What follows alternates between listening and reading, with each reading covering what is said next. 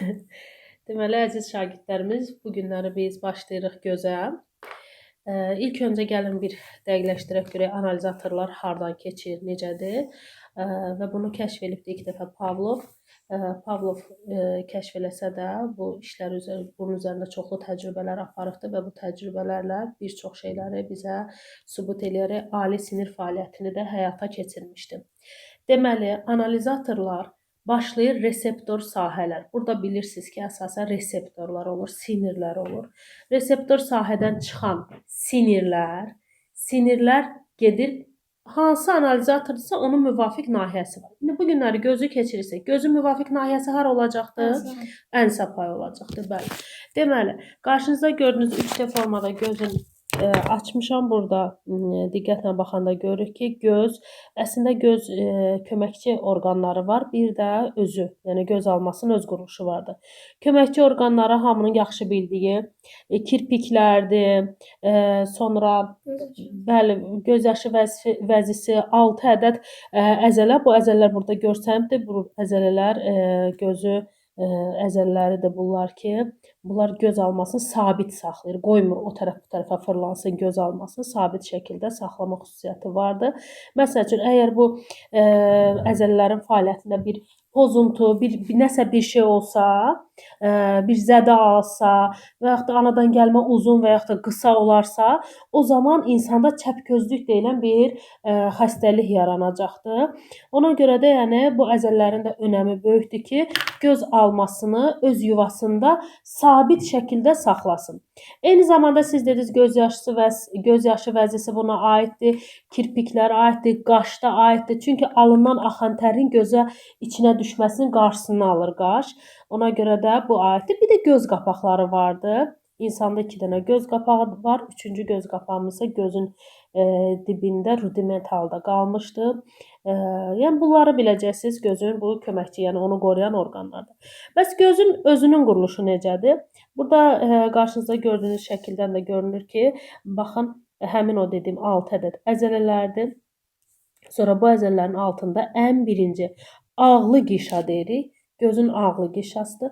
Bu ağlı qişada heç bir şey yoxdur. Sadəcə ağlı qişada öyrənəcəksiniz ki, kitabınızda da şəkilləri vardır. Siz də açıb şəkillərdən də baxa bilərsiniz. Amma o şəkillər o qədər də gözəl görsənmir. Burada daha gözünüzün önündə daha yaxşı görsənir.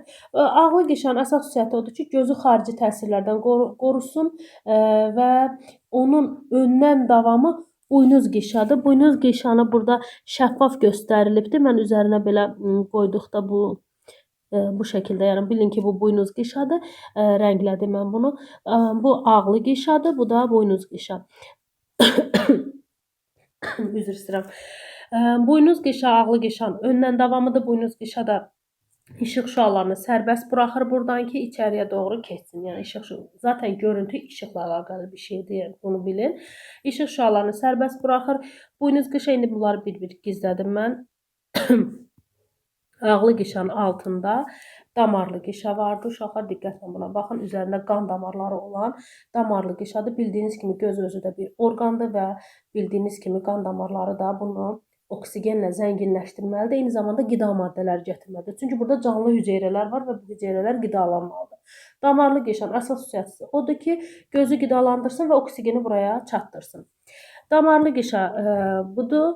Damarlı qişanın öndən davamı uşaqlar quzehli qişa adlanır. Quzehli qişada pigment vardır. Bu da bizim gözümüzün rəngini müəyyən edir. Məsələn, əgər pigmentin sayı azdırsa, gözün rəngi açıq rəngdə olur. Pigmentin sayı çoxdursa, gözün rəngi tünd rəngdə olur. Bu sırf quzehli qişala əlaqəlidir. Bunları da gizlədək onun altında. Quzehli qişanı da gizlədək. Deməli, quzehli qişanın aşağısında, damarlı qişanın aşağısında artıq torlu qişa vardır. Bu şəkildə gördüyünüz torlu qişadır. Və bir də burada qara rəngli dəlik görürsünüz. Bu bəbəkdir. Bəbək nə edir uşaqlar? Bəbək işıq şüaları bunun içərisindən keçir. Amma bəbəyin önündə burada bir dənə billur görürsünüz. Baxın, burada şəffaf bir billur vardır. Mən gizlədən üstünə vuranda rənglənir, amma belə eləyəndə şəffafdır. Şəffaf bir billur vardır. Bu billur işıq şüalarını, belə deyim sizə, billurun xüsusiyyəti odur ki, orada işıq keçəndə billur fokuslandırır işıq şüalarını. Yəni Eynilə fotoaparat var, kamera. Kamera necə işləyirsə, kameranın yəni işləməyini belə deyək də, buna biologiyada biomimetrika deyirlər. Yəni biomimetrika, yəni bilirsiz necə təkrarlama, canlılara baxıb ilham alınıb bir şey kəşf olunur. Eynilə fotoaparat da gözdən ilhamlanaraq kəşf olunmuş bir aparatdır. Yəni onun kimi orada da fokuslanma vardı. Burada da billur fokuslanmanı həyata keçirir. Və burada bəbək var, dar dəlikdir. Bəbəyin üzərində əzələlər vardır. Baxın bu əzələlər bəbəyin üzərində olan radial və dairəvi əzələlərdir. Radial və dairəvi əzələlərin məsəl üçün əgər dairəvi əzələlər güclü işıq düşdükdə dairəvi əzələlər başlayacaqdı daralmağa. Bu zaman bəbək də daralacaqdı. Radial əzələlər də genişlənəcəkdir. Bu zaman bəbək də genişlənəcəkdir. Ona görə burada bu əzələlər bəbəyin daralmasına və genişlənməsinə kömək eləyəcəkdir. Sonra burada şəffaf olub mən üzərinə vuranda rənglədiyim bir hissə vardı ki, bu hissənin adı olur şüşəyə bənzər cisim. Burada tam şəkildə görünür. Bunun əsas funksiyası odur ki, şüşəyə bənzər cisim işıq şüası ora düşəndə sındırsın. Sındırdıqdan sonra işıq şüasını ötürür. Geri verək bir dəqiqə. Verə bilmirik. Aha, sındırdıqdan sonra o ötürür işıq şüasına torlu qişaya. Burada bir dənə torlu qişaya geri qayıtmaq istəyirəm mən yenidən. Görüm olacaqmı?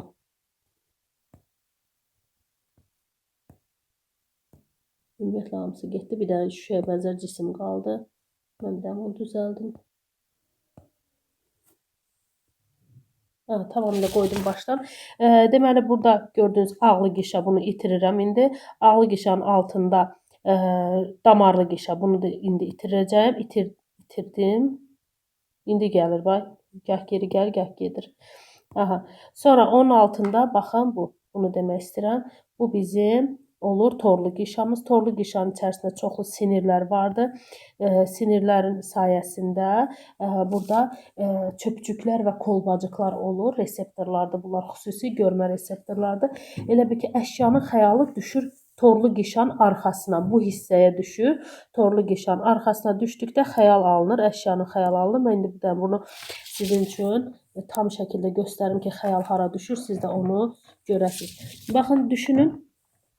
Xəyal, əşyanın xəyalı düz düşür torlu qişanın arxasına. Bu hissələrə düşür.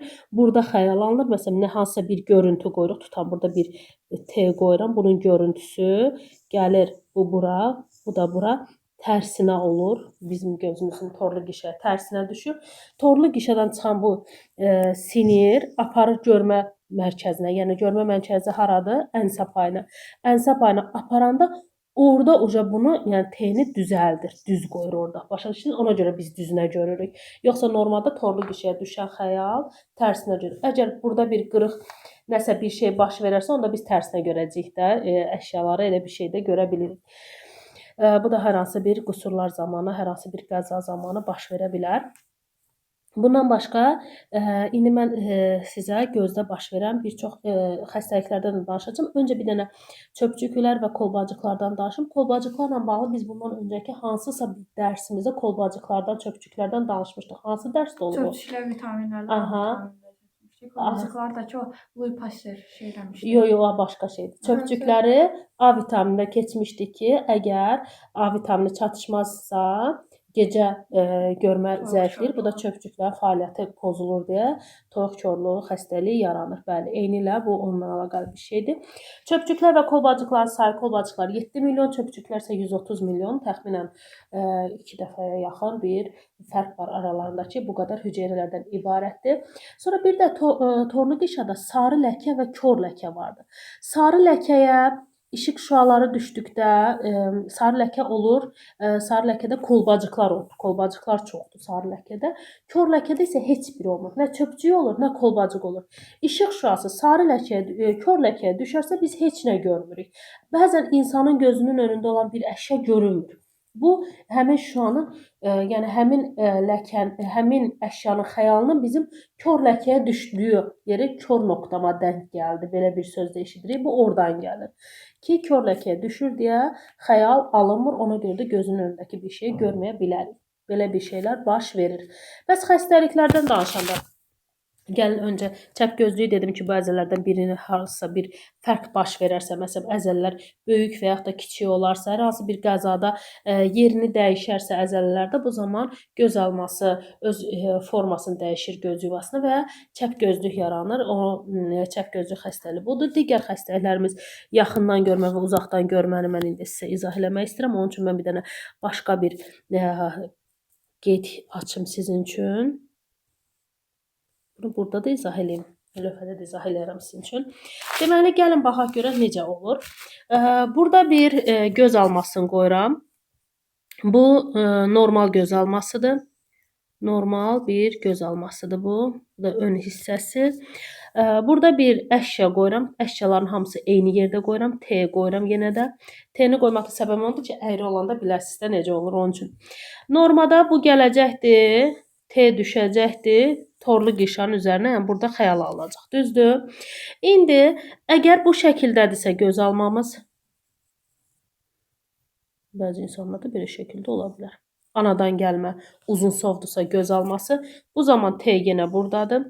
T-nin xəyalı, baxın, gəlib burada alınacaqdır. Və bu da torlu qişadan öndədir. Düzdür? Torlu qişadan öndə olduğuna görə sən istər-istəməz onu yaxınına çəkəcəksən ki, belə görəsən, yaxına çəkəcəksən görmək üçün.